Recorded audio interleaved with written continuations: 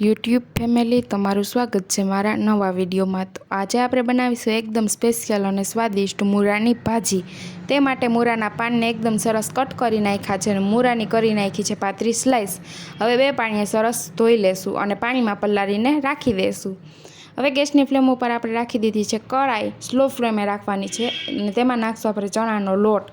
હવે ચણાનો લોટ છે ને આપણો લાલ થાય ને ત્યાં સુધી આપણે શેકવાનો છે।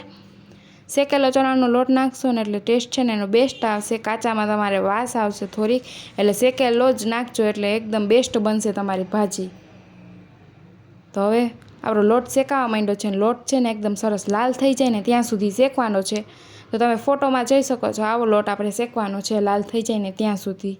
તો હવે લોટને ઠંડો થવા દેશું। તો હવે લઈ લીધા છે આપણે ખાંડણી અને દસ્તો, ને તેમાં નાખી દઈશું આપણે લસણ। હવે લસણ નાખી અને તેમાં નાખશું થોડુંક સ્વાદ અનુસાર નમક। નમક નાખવાથી છે ને આપણો લસણ એકદમ સરસ તેની પેસ્ટ છે ને ઘાએ ઘા બની જાય છે।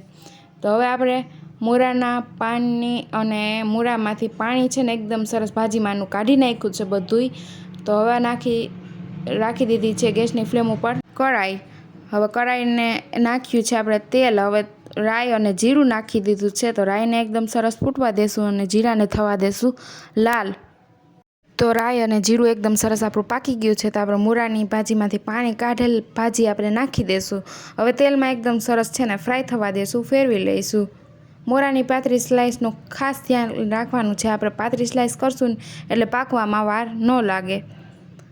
તો હવે આપણે તેલમાં એકદમ સરસ 1 મિનિટ જેટલું પાકવા દેશું।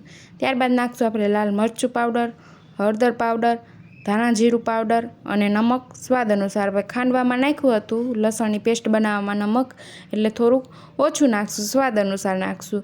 હવે બધા જ મસાલાને કરી લેશું એકદમ સરસ મિક્સ અને પાકવા દેશું। આપણે મૂળાની ભાજીનું પાણી બળે ને ત્યાં સુધી આપણે બધા જ મસાલાને પાકવા દેવાના છે। ત્યારબાદ લઈ લીધું છે આપણે ઝીણું સુધારેલું ટમેટું। ટમેટાનું સ્વાદ છે ને આપણે ભાજીમાં બેસ્ટ આવે છે। તો હવે કરી લીધું છે એકદમ સરસ મિક્સ અને ગેસની ફ્લેમ આપણે સ્લો જ રાખવાની છે, ધીમા તાપે જ પાકવા દેશું। હવે આ નાખશું આપણે ઉપરથી થોડીક લસણની પેસ્ટ। લસણની પેસ્ટનું ખાસ ખ્યાલ રાખવાનું છે, આપણે ઉપરથી જ નાખવાની છે ને થોડીક વધારે નાખવાની છે કે લસણની પેસ્ટ છે ને આપણી ટેસ્ટમાં બેસ્ટ લાગે છે આ ભાજીમાં। તો બધા જ મસાલા મિક્સ થઈ ગયા છે ને હવે આપણે લઈ લઈશું ઉપર ડીશ ઢાંકીને આપણે એકદમ સરસ પાકવા દેશું। તો મૂળાની ભાજી છે ને આપણી એકદમ સરસ પાકી ગઈ છે। ત્યારબાદ લઈ લીધી છે આપણે ખાંડ છે ને આપણે ઉપરથી જ નાખવાની છે, આપણી ભાજી પાકી જાય ને ત્યાર પછી જ। તો આપણે ખાંડને એકદમ સરસ કરી લેશું મિક્સ। ત્યારબાદ નાખશું આપણો શેકેલો ચણાનો લોટ। હવે શેકેલ ચણાનો લોટ નાખીને કરી લીધું છે એકદમ સરસ મિક્સ।